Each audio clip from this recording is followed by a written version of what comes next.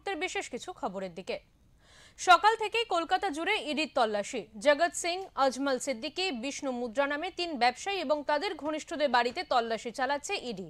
সকাল 8টা থেকে তল্লাশি চালাচ্ছে ইডি। এদের মধ্যে জগৎ সিং বড় হোটেল রেস্তোরাঁ চেনের মালিক, বাকিরা হোটেল ব্যবসার সাথে যুক্ত। উল্লেখ্য, সল্টলেকে বিএইচ ব্লকে জগৎ সিং এর বাড়ি এবং সল্টলেকের এফি ব্লকে আজমল সিদ্দিকীর বাড়ি।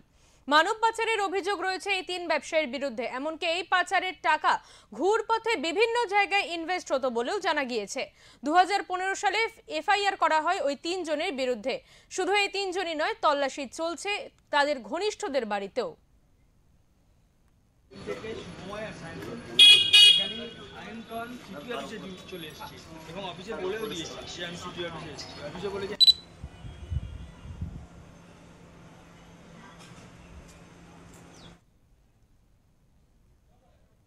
আমরা এই বিষয়ে কথা বলে নেব। আমাদের সঙ্গে রয়েছেন আমাদের প্রতিনিধি মানস চৌধুরী।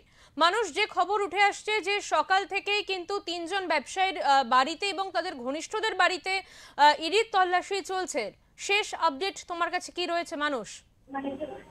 দেখো দেবাঞ্জলি, তোমাকে জানাই সকাল প্রায় 8টা থেকে কিন্তু বিভিন্ন জায়গায় তল্লাশি চলছে, ইডি হানা চলছে। তার মধ্যে অন্যতম হচ্ছে দমদমের যে সাতগাছির যে 7টি গার্ডেন আছে, সেই 7টি গার্ডেনের আবাসনে কিন্তু থাকেন গৌতম সরকার। সেই গৌতম সরকারের বাড়ি কিন্তু ইডি আধিকারিকরা আসেন এবং 3টে গাড়ি নিয়ে আসেন। সেখানে কিন্তু তার বাড়িতে হানা দেন এবং সূত্র মারফত আমরা যেটা জানতে পারছি, শুধু ইডির আধিকারিক না, তার সাথে কিন্তু ব্যাংকের আধিকারিকরাও রয়েছে।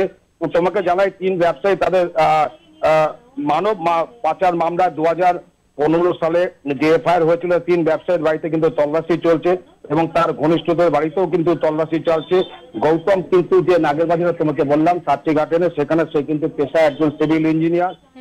এদের মধ্যে জগদীশ সিং এর একটা বড় রেস্তোরাঁ মালিক রয়েছে এবং শুধু নয়, সূত্র মারফত যেটা জানতে পারছি, মানব পাচারের সাথেও কিন্তু তাদের একটা অভিযোগ রয়েছে, মানব পাচারের একটা অভিযোগ রয়েছে।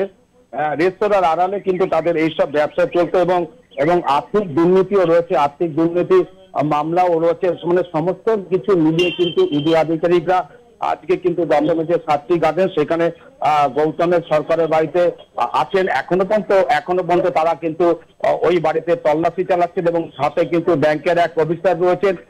তারা কিন্তু সাথে কিন্তু রয়েছে কেন্দ্রীয় বাহিনী, অর্থাৎ নিশ্চিন্ত ঘোরাটেপের মধ্যে কিন্তু কেন্দ্রীয় বাহিনী নিয়ে কিন্তু এখনো কিন্তু 8টা থেকে এখন প্রায় ঘড়ির কাঁটায় প্রায় 1টা 10 এখনো কিন্তু তল্লাশি চালাচ্ছে ইডি আধিকারিকরা।